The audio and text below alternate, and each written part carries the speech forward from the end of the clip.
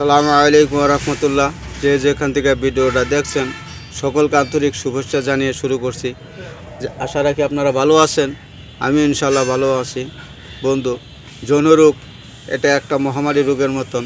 যৌনরোগ যার আছে সেই বুঝতে পারে।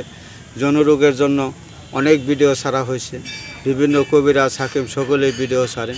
বন্ধু, আমি অভিজ্ঞতার আলোকে ভিডিওগুলো ছাড়ি। যে বন্ধু সেক্স করতে পারেন না, সহবাসে দুর্বল, যাদের পেনিস সময় মতো উত্তেজনা হয় না, নাড়াচাড়া করলে উত্তেজনা হয় না, বা ভিতরে দেওয়ার পরেও নিস্তেজ হয়ে বাইর হয়ে যায়, বীর্যটা পানির মতন পাতলা, তাদের জন্য আজকের ভিডিওটা খুব উপকারী। আর এই ভিডিওটা আপনারা দেখবেন, শিখবেন, এবং এভাবে যদি ওষুধ আপনারা তৈরি করে খেতে পারেন, আল্লাহর রহমত আপনারা ভালো উপকার পাবেন। স্ক্রিনে যে গাছটা দেখতে পাচ্ছেন, এটা হলো মুক্তঝরি গাছ বা মুক্তবর্ষী গাছ। মুক্তঝরি গাছ পুরো অংশই ব্যবহার করা হয়, বহু রোগের জন্য কাজ করে। যৌনরোগ, হার্টের সমস্যা, হার্ট, লিভার, কিডনির সমস্যা জন্য খুব সুন্দর কাজ করে।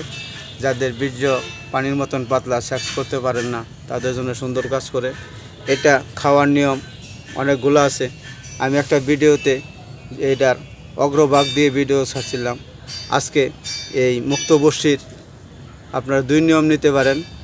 এটার মূল নিতে পারেন 100 গ্রাম, তার সাথে লোহা অবশ্য 20 গ্রাম, একত্র করে শিলপাটায় বেটে আপনারা কাচের গুলি পরিমাণ ট্যাবলেট তৈরি করবেন এবং রোদ্রে শুকিয়ে কাচের শিশিতে সংরক্ষণ করবেন।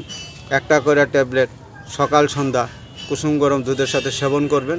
এভাবে সেবন করলে যে বন্ধু সেক্স করতে পারেন না, সহবাসে দুর্বল, তাদের জন্য খুব সুন্দর কাজ করবে।